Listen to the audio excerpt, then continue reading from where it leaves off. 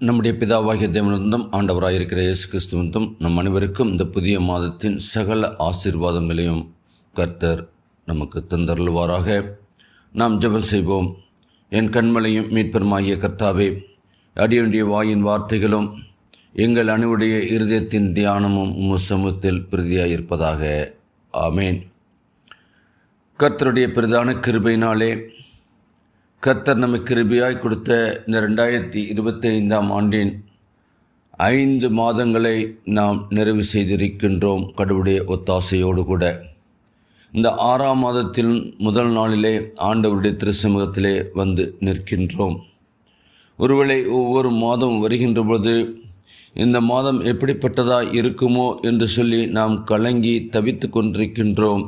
அதிலும் விசேஷமாய் இந்த 6ஆம் மாதம் ஒரு புதிய கல்வி ஆண்டுக்குள்ளாக ஆசிரிய பெருமக்களும் மாணவ செல்வங்களும் செல்கின்ற ஒரு மாதமாய் இருக்கின்றது.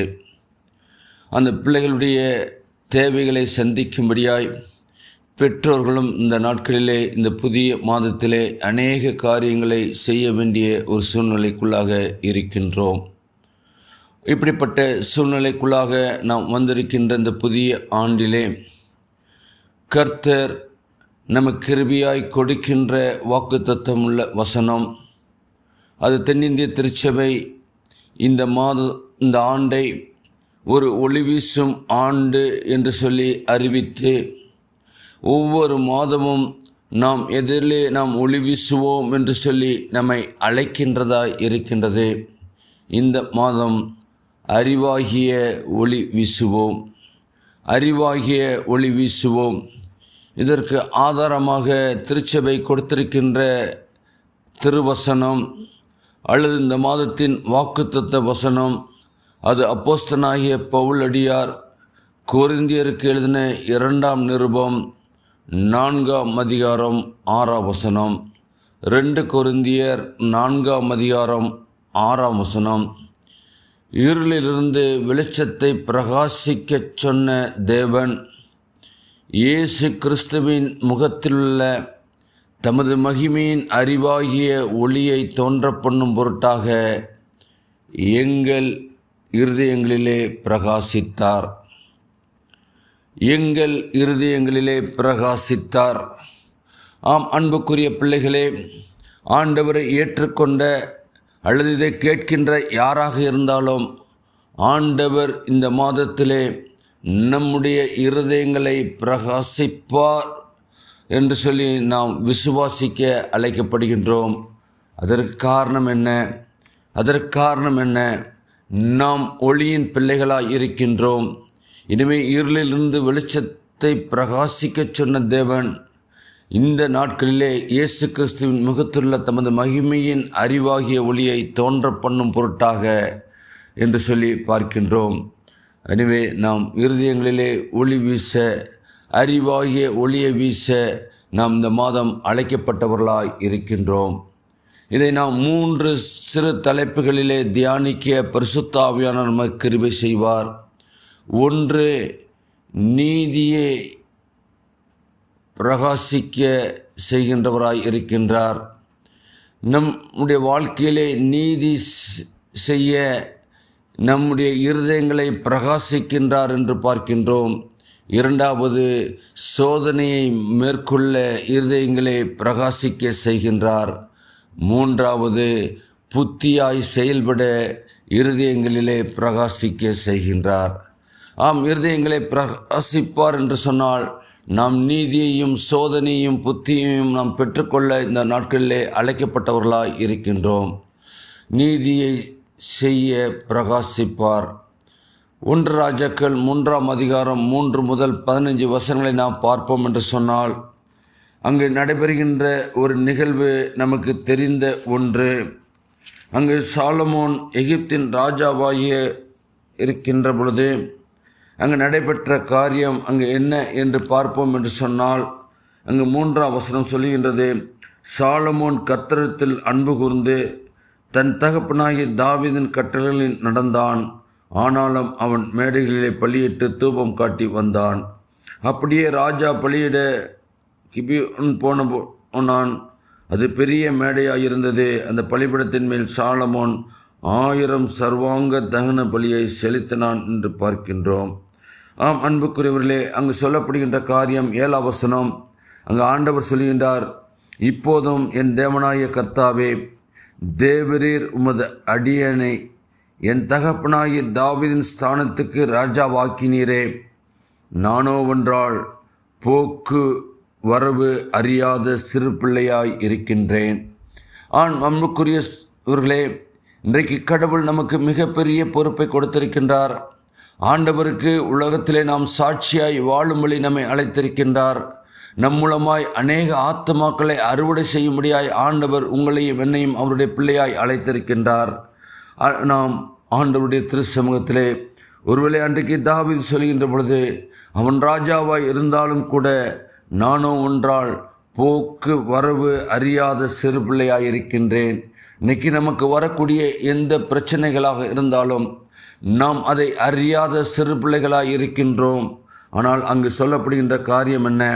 அங்கு பார்க்கின்ற பொழுது அங்கு 9ஆம் வசனம் சொல்கிறது, ஆகையால் உமது ஜனங்களை நியாயம் விசாரிக்கவும் நன்மை தீமை இன்னதென்று வகையறுக்கவும் அடியனுக்கு ஞானமுள்ள இருதயத்தை தந்தரலும். ஏராளமாயிருக்கிற இந்த உமது ஜனங்களை நியாயம் விசாரிக்க யாராலே ஆகும் என்று சொல்லி அங்கு ஆண்டவருடைய திருச்சமூகத்திலே கேட்கின்றார்.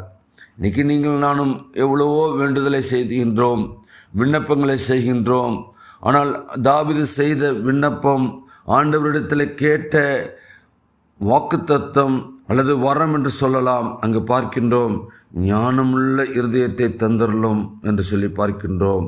அங்கு 10ஆம் வசனம் சொல்கிறது, சாலமோன் இந்த காரியத்தை கேட்டது ஆண்டவருடைய பார்வைக்கு உகந்த விண்ணப்பமாய் இருந்தது.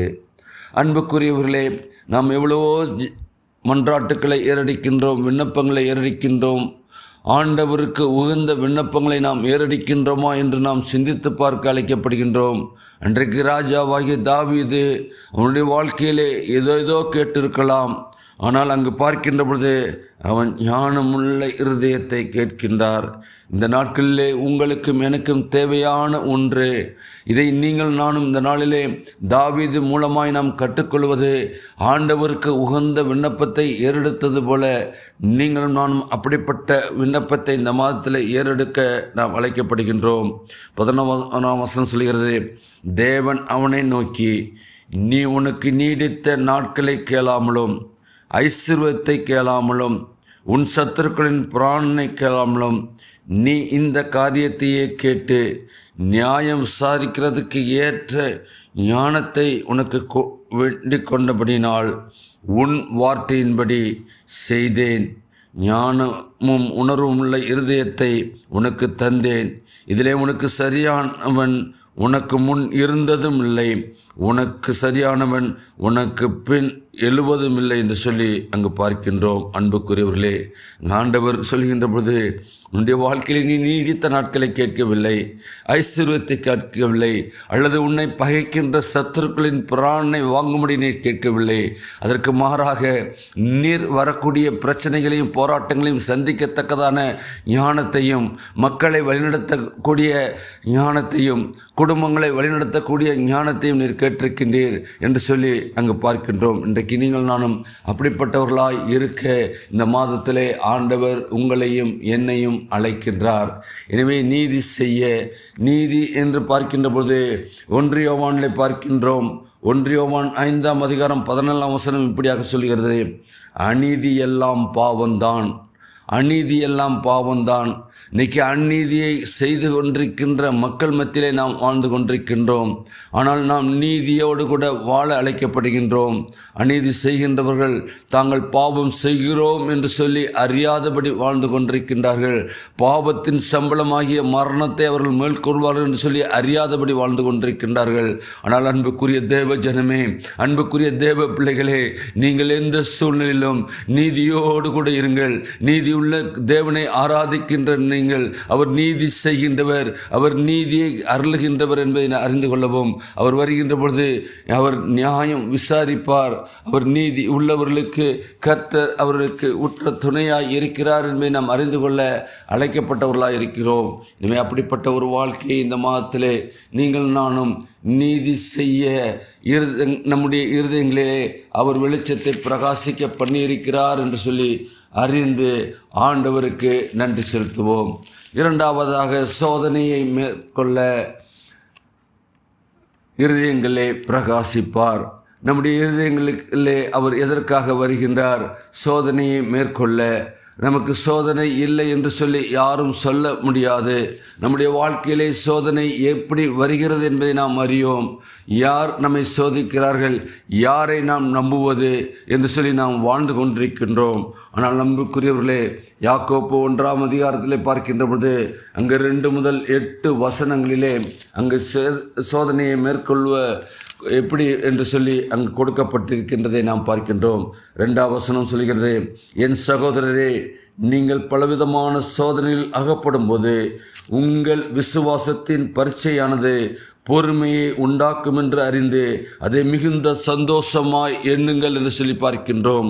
ஆம், நம்முடைய வாழ்க்கையிலே சோதனை வருகின்ற பொழுது நாம் விசுவாசத்திலே, ஆண்டவர் மேல் கொண்டிருக்கின்ற விசுவாசத்திலே இன்னும் நீங்கள் நானும் கட்டப்படுகின்றோம் என்று சொல்லி நாம் இருக்கவும், அதன் மூலமாய் நாம் மிகுந்த சந்தோஷம் உள்ளவர்களாய் வாழவும் அழைக்கப்பட்டவர்களாய் இருக்கின்றோம். அங்கு பார்க்கின்ற பொழுது இன்னும் அதே இதில் பார்க்கின்றோம், உங்களில் ஒருவன் ஞானத்தில் குறைவுள்ளவனாயிருந்தால் யாவருக்கும் சம்பூர்ணமாய் கொடுக்கிறவரும் ஒருவரையும் கடிந்து கொள்ளாருமாய் தேவனிடத்தில் கேட்கிறவன், அப்பொழுது அவனுக்கு கொடுக்கப்படும். ஆனாலும் அவன் எவ்வளவாகிலும் சந்தேகப்படாமல் விசுவாசத்தோடு கேட்க கடவன். சந்தேகப்படுகிறவன் காற்றினால் அடிபட்டு அலைகிற கடலின் அலைக்கு ஒப்பாயிருக்கிறான் சொல்லி பார்க்கின்றோம். நமக்கு நன்கு தெரியும், கடலின் அலையை நாம் பார்க்கின்றோம். அது எப்படி காற்று அடிக்கின்றதோ அதை போல அது வந்து கொண்டே இருக்கும்.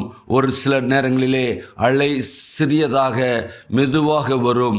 ஆனால் அதே நேரத்திலே அதிகமான காற்று வீசுகின்ற பொழுது அந்த அலை மிக உயரமாகவும் அது ஒரு நாம் பயப்படத்தக்கதான ஒரு காரியமாக வரும். நமக்கு நன்கு தெரிந்த ஒன்று, சுனாமி என்ற ஒன்று வந்த பொழுது எத்தனை பேரை அந்த சுனாமி மூலமாய் நாம் இழந்திருக்கின்றோம்.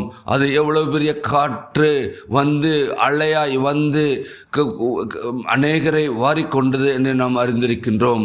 அப்படிப்பட்ட காரியங்கள் இந்த நாட்களில் நடந்தாலும் கூட நாம் எந்த சூழ்நிலையிலும் அந்த அலைகள் எப்படி இருக்கின்றதோ அந்த அலைகளின் மத்தியிலே நாம் வாழ்ந்து கொண்டிருக்கின்றோம். எனவே அலைகள் வந்தாலும் கூட அதை நாம் மேற்கொள்ளத்தக்கதாய் நம்முடைய விசுவாசத்திலே நாம் எவ்வளவு சந்தேகப்படாமல் நாம் விசுவாசிக்கவர் இன்னார் என்று அறிந்திருக்கின்றோம். உலகத்தில் இருக்கிறவரும் என்னில் இருக்கிறவர் பெரியவராய் இருக்கிறார் என்று சொல்லி நாம் அறிந்திருக்கின்றோம். எனவே பெரிய காரியங்களை செய்கின்ற கர்த்தர் நம்முடைய வாழ்க்கையிலே, நம்முடைய குடும்பங்களிலே, நம்முடைய பிள்ளைகள் ஆரம்பித்திருக்கின்ற புதிய கல்வி ஆண்டிலே பெரிய காரியங்களை செய்ய சித்தமுள்ளவராய் இருக்கிறார் என்பதை நாம் அறிந்து கொள்ள அழைக்கப்பட்டவர்களாய் இருக்கின்றோம். அங்கு பார்க்கின்ற பொழுது 7ஆம் வசனம் சொல்கிறது, மனுஷன் தான் கர்த்தரிடத்தில் எதையாகிலும் பெறலாம் என்று நினையாதிருப்பானாக. இருமனம் உள்ளவன் தன் வழிகளெல்லாம் நிலையற்றவனாய் இருக்கின்றான். எனவே நம்முடைய வாழ்க்கையிலே நாம் சொல்லுவது ஒன்று செய்வது ஒன்று சொல்லி நிலையற்ற வாழ்க்கை வாழ்கின்ற மக்கள் மத்தியிலே வாழ்ந்து கொண்டிருக்கின்றோம். நாம் அப்படிப்பட்ட மக்கள் மத்தியிலே நாம் வாழ்ந்தாலும் கூட நமக்கு எப்படிப்பட்ட சோதனை வந்தாலும் கூட நாம் ஆண்டவரோடு கூட ஆண்டமேல் கொண்டிருக்கின்ற விசுவாசத்திலே நாம் நிலைத்திருக்க இந்த நாட்களிலே அழைக்கப்படுகின்றோம். நம்முடைய இருதயங்களிலே நம்முடைய சோதனைகளை நாம் மேற்கொள்ளத்தக்கதாய் ஆண்டவர் பிரகாசிக்கிறவராயிருக்கிறார், பிரகாசிக்க செய்கின்றவராயிருக்கின்றார். அறிவாகிய ஒளியை நம்முடைய வாழ்க்கையிலே தோன்ற பண்ணுகிறவராயிருக்கின்றார். இயேசு கிறிஸ்துவின் முகத்தில் உள்ள மகிமையை நம்முடைய முகத்திலே காண செய்ய வல்லமையுள்ளவராயிருக்கிறார். சோதனை வருகின்ற பொழுதுதான் நாம் ஆண்டவருக்காக எழும்பி பிரகாசிக்க முடியும். நமக்கு நன்கு தெரிந்த ஒன்று, நாம் போடுகின்ற பொன்னை பார்க்கின்றோம், எவ்வளவு ஒளி வீசுகின்றதாய், எவ்வளவு அழகுள்ளதாய் அந்த ஆபரணம் இருக்கின்றது. ஆனால் அதை செய்யப்படுகின்ற பொழுது எவ்வளவாய் அதை தீயிலே வாட்டி தீயிலே அதை முற்றிலுமாக உருக்கி அதை ஒரு பொன்னாக மாற்றி அந்த ஆபரணங்களை செய்கின்றார்களே, எவ்வளவாய் அது அடி வாங்கி அதனுடைய இருக்கிற எல்லா விதமான கரையும் நீங்கத்தக்கதாய் முற்றிலுமாக அதை பண்படுத்தி போல நம்முடைய வாழ்க்கையிலும் சோதனையை நாம் மேற்கொள்கின்ற பொழுது நாம் பண்படுத்தப்பட்டவர்களாய் ஆண்டவருடையக்கென்று நாம் எழும்பி பிரகாசிக்கின்றவர்களாய் இருப்போம் என்பதை நாம் சிந்தித்து நம்முடைய விசுவாசத்திலே நாம் உறுதியாய் இருப்போம். மூன்றாவதாக, புத்தியாய் செயல்பட இருதயங்களை பிரகாசிப்பார். புத்தியாய் செயல்பட நம்முடைய வாழ்க்கையிலே நாம் புத்தியாய் செயல்பட இந்த நாட்களிலே அழைக்கப்படுகின்றோம். அதற்கு ஆதாரமாக மத்தேயு 7ஆம் அதிகாரம் 24 முதல் 29 வசனங்களை பார்க்கின்ற பொழுது, யோவானுடைய தூதர்கள் போன பின்பு அவர் யோவானை குறித்து ஜனங்கள் சொன்னது என்னவென்றால், எதை பார்க்க வனாந்திரத்திற்கு போனீர்கள்? காற்றினால் அசையும் நானென்றையோ? அல்லவென்றால் எதை பார்க்க போனீர்கள்? மெல்லியம் வஸ்திரம் தரித்த மனுஷனையோ? அலங்கார வஸ்திரம் தரித்த செல்வமாய் வாழ்கிற அரசனின் மாளிகையாய் இருக்கிறார்கள்? அல்லவென்றால் எதை பார்க்க போனீர்கள்? தீர்க்கதரிசியோ? ஆம், தீர்க்கதரிசியை பார்க்கிலும் மேன்மை உள்ளவனையே என்று உங்களுக்கு சொல்லுகின்றேன். இதோ நான் என் தூதனை உமக்கு முன்பாக அனுப்புகிறேன். அவன் உமக்கு முன் போய் முது வழியை ஆயத்தம் பண்ணுவான் என்று எழுதியிருக்கிற வாக்கியத்தின்படி குறிக்கப்பட்டவன் இவன்தான் என்று சொல்லி யோவான் ஸ்நானகனை குறித்து அங்கு சொல்லப்படுகின்றது. அது மட்டுமற்ற, ஸ்திரீரத்திலே பிறந்தவர்களில் யோவான் ஸ்நானகனை பார்க்கிலும் பெரிய தீர்க்கதரிசி ஒருவனும் இல்லை. ஆகிலும் தேவனுடைய ராஜ்யத்தில் சிறியவனாய் இருக்கிறவன் அவனிலும் பெரியவனாய் இருக்கிறான் என்று உங்களுக்கு சொல்கிறேன். யோவானுடைய உபதேசத்தை கேட்ட ஆயக்காரர் முதலான சகல ஜனங்களும் அவனாலே ஞானஸ்தானம் பெற்று தேவன் நீதிபரர் என்று அறிக்கையிட்டார்கள் என்று சொல்லி பார்க்கின்றோம். ஆம், யோவான் ஸ்நானகனை ஆண்டவர் வேண்டிய எல்லா விதமான புத்தியையும் கொடுத்து அவன் மூலமாய் ஒரு ஜன கூட்டத்தை அங்கு அவர் ஆயத்தப்படுத்தினார் என்று சொன்னால், நம்முடைய வாழ்க்கையிலே ஆண்டவர் எதிர்பார்க்கின்ற காரியம் நாம் புத்தியாய் செயல்பட வேண்டும். எப்பொழுது யாரிடத்திலே என்ன பேச வேண்டும் என்பதை நாம் ஆண்டவருடைய பாதப்படியிலே அமர்ந்து நாம் கேட்க வேண்டும். நாம் என்ன செய்ய வேண்டுமானாலும் ஆண்டவரே நீர் சொல்லும், நான் அடியேன் கேட்கிறேன் சொல்லி நம்மை அர்ப்பணித்து அவருடைய கரத்தில் நம்மை அர்ப்பணித்து புத்தியாய் நடக்க வேண்டும். புத்தியாய் நடக்க வேண்டும். இன்றைக்கு நாம் எப்படி நடந்து கொண்டிருக்கின்றோம்? நம்முடைய வாழ்க்கையிலே நாம் செய்த தவறு நிமித்தமாய் ஒருவேளை நம்முடைய வாழ்க்கையிலே நாம் படுகின்ற பிரயாசங்கள் எல்லாவற்றிலும் ஆண்டவர் நம்மோடு கூட இருக்கின்றார். நாம் தவறு செய்கின்ற பொழுது ஆண்டவர் அதை கண்டிக்கின்றவராய் இருக்கின்றார். ஆனால் அதே நேரத்திலே அவர் மன உருக்கமும் இரக்கமும் உள்ள கர்த்தராய் இருக்கின்றார். நாம் புத்தியாய் செயல்பட இந்த மாதத்திலே ஆண்டவர் நம்மை அழைக்கின்றார். அங்கு பார்க்கின்ற பொழுது யோவானுடைய உபதேசத்தை கேட்ட ஆயக்காரர் முதலான சகல ஜனங்களும் அவனாலே ஞானஸ்தானம் பெற்று தேவன் நீதிபரர் என்று அறிக்கை இட்டார்கள். அப்படி என்றால் நாம் புத்தியாய் செயல்படுகின்ற பொழுது நம்முடைய வாழ்க்கையிலே ஆண்டவர் செயலாற்றுகின்றார் என்பதை மற்றவர்கள் சொல்லத்தக்கதான ஒரு வாழ்க்கையை இந்த நாட்களிலே நீங்கள் நானும் வாழவும். நீதிபரர் நம்மோடு கூட இருக்கிறார். நீதி செய்கின்ற கர்த்தர். அவர் எந்த சூழ்நிலும் அநீதிக்கு துணை போகின்றவர் அல்ல. அவர் நீதிபரர்.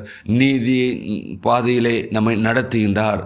நாம் எந்த சூழ்நிலும் நான் மரண இருளின் பள்ளத்தாக்களை நடந்தாலும் பொல்லாப்புக்கு பயப்படேன், தேவனோடு கூட இருக்கிறீர் என்று சொல்லி நாம் இருக்கவும், நாம் புத்தியாய் நம்முடைய காரியங்களிலே நாம் செயல்படவும் இந்த மாதத்தை கர்த்தர் கிருபையாய் கொடுத்திருக்கின்றார்.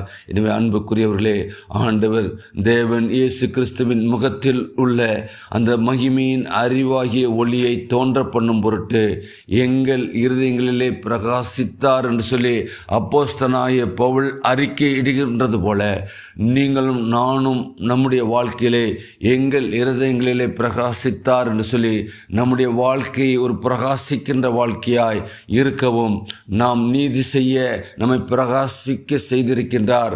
சோதனையை மேற்கொள்ள நம்மை பிரகாசிக்க செய்திருக்கின்றார். அது மட்டுமல்ல, புத்தியாய் நடந்து கொள்ள பிரகாசிக்க செய்திருக்கின்றார் என்று சொல்லி நம்முடைய இருதயங்களிலே கர்த்தரை நாம் துதிப்போம். இருதயத்திலே ஆண்டவர் நமக்கு வேண்டிய எல்லா ஒத்தாசையும் நாம் பெற்றுக்கொள்ளவும், நம்முடைய இருதயம் எந்த சூழ்நிலையிலும் மாசற்றதாய் ஆண்டவருக்கு ஏற்றதாய் இருக்கவும் ஆண்டவர் நம்முடைய வாழ்க்கையிலே இடைபடுகின்றார். அவர் எல்லாவற்றையும் பார்த்து கொள்வார்.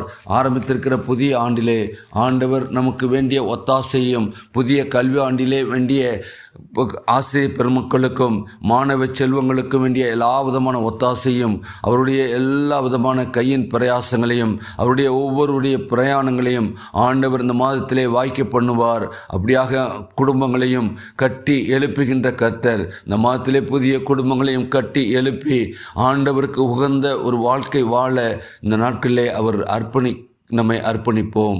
ஆண்டவர் தாமே நாம் கேட்ட வார்த்தையின் மூலமாய் இந்த மாதத்திலே நாம் அறிவாகிய ஒளியை வீசுவோம்.